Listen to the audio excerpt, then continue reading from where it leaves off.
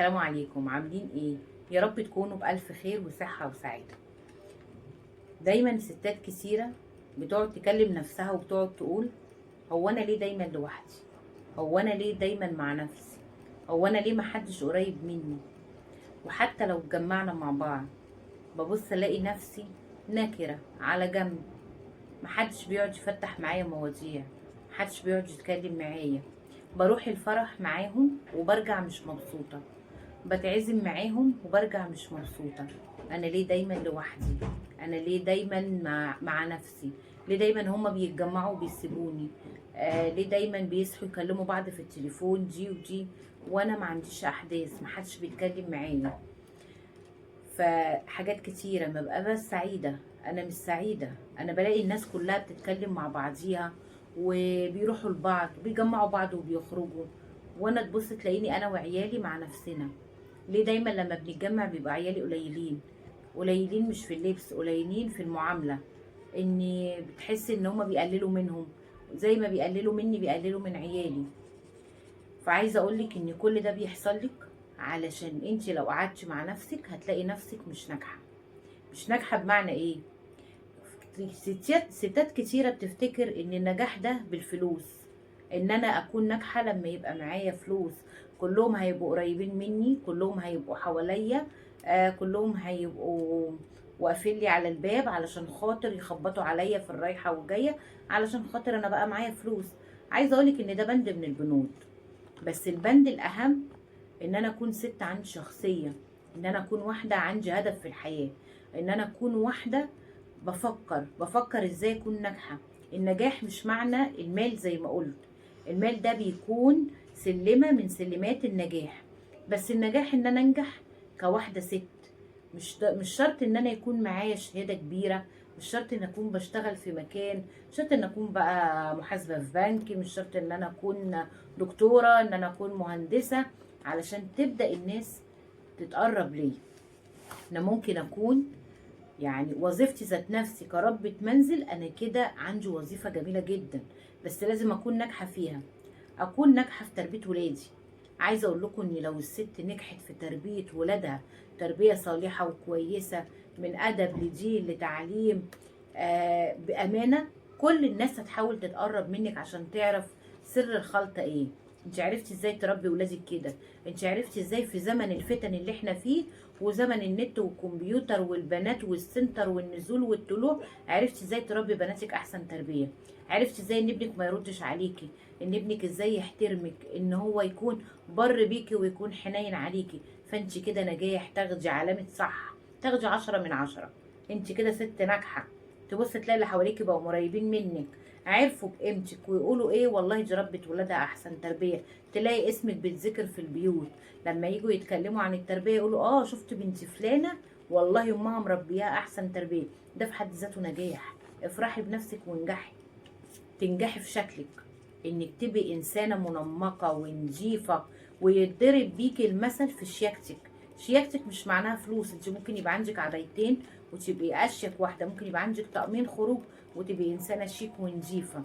فعايزه اقولك ان انت لما تنجحي ازاي تكوني انسانه منمقه وشيك وهيبه في لبسك، وانك تكوني انسانه نظيفه وليكي طله.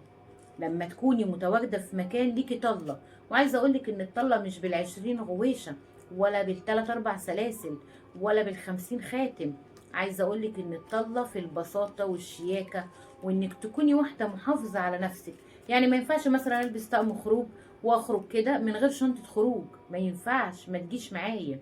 ما ينفعش مثلا ان انا البس طقم خروج لون، والطرحه تكون لون، وسليبر يكون لون، وابقى ماشيه عامله زي البغبغان. لازم اكون واحده ليا طله كده. فانا كده ابقى ناجحه واخده 10 من 10.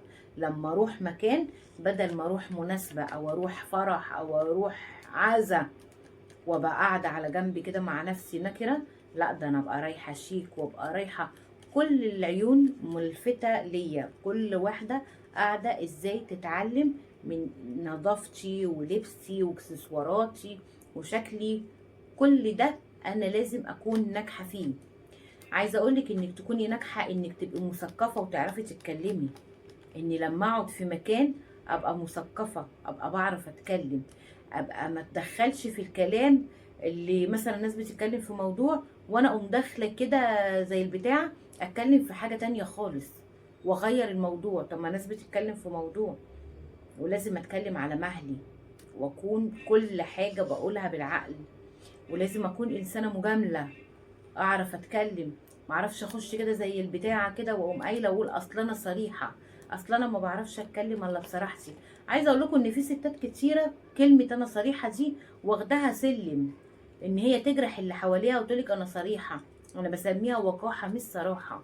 ان بتبقى في ناس كتيره عايزه تتكلم في موضوع وعايزه توصل لك حاجه بقله ادب وتتكلم معاك وتقولك اصل انا صريحه. لا، لو انت من الناس دي لازم تشتغلي على نفسك كويس قوي عشان ما حدش ياخد منك جنب. انا عايزاكي تنجحي، عايزه الناس تخبط عليكي، عايزه الناس تجيلك وتسال عليكي، والناس تقرب لك، هي اللي تقرب لك لما تكوني واحده ناجحه، لما تكوني واحده ناجحه في شغلك. طب شغلي ده انا مش عارفه اشتغل بره، اشتغل من البيت. انا عايزه اثبت نفسي، انا عايزه اكون بشتغل. انا كزينب بقاوح كل الظروف اللي حواليا، كل الظروف اللي حواليا بتكون ضدي، كل حاجة بتكون ضدي، بس انا بقاوحها علشان انا عايزة اشتغل، عشان انا بثبت نفسي، علشان انا ببني كيان لروحي.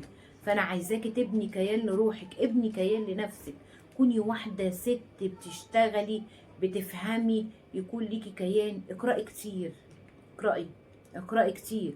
بعد قراءة المصحف ابدأي اقرأي بقى في كتب تقدري ان انت تتعلمي منها. هاتي كتب من على النت، اعملي اوردر كتب، اقعدي اقرأي، اقرأي ازاي عن المرأة، اقرأي ازاي عن ان اربي ولادي صح.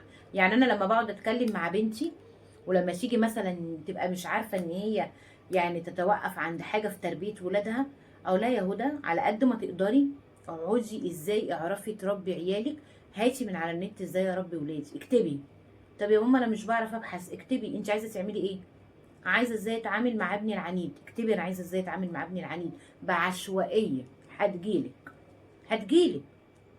بدل ما انت بتتفرجي على مش عارف روتين ايه، انت كده كده كل واحده بتعرف تروق بيتها، انت مش محتاجه، انت مش محتاجه تفضلي تتفرجي على مساجده اللي بتصرخ 24 ساعه، انت مش محتاجه تتفرجي على ممكه، انت مش محتاجه مع احترامي للكل، انت مش محتاجه تتفرجي على مجانا اللي بتاكل بطريقه صعبه، انت مش محتاجه تتفرجي على اللي بتعمل روتين وبتوطي، انت مش محتاجه تتفرجي على اللي بيعملوا تحدي هو ومراته وبياكلوا بالعشر فرخات.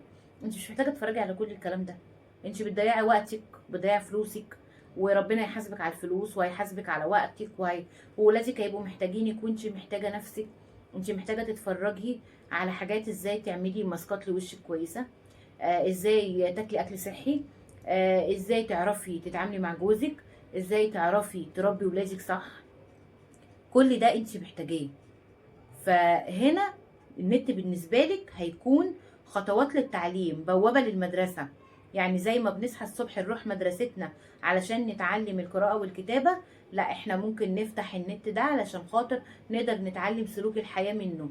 اقدر ان انا اقعد على النت ساعة بالنهار، ساعة اخر اليوم، ساعة بالليل، ممكن اقعد عليه 3 ساعات في اليوم، 4 ساعات يا ستي بعد ما اكون خلصت كل اللي ورايا. بس اقدر ازاي ان انا اتعلم، اعمل من مساحه ضيقه في بيتي اقدر ان انا اوسع بيتي، اقدر ازاي اتعلم من شكلي ان انا اقدر اخسس نفسي من البيت. مش لازم ان انا اروح لدكاتره واروح مش عارفه ايه، بيبقى النت ده العالم بين ايديا. فانا كده ست ناجحه، اخد علامه صح 10 من 10. ازاي استثمر دماغي، ازاي ان انا اقدر افكر، ازاي انا اقدر اعلي من شأني.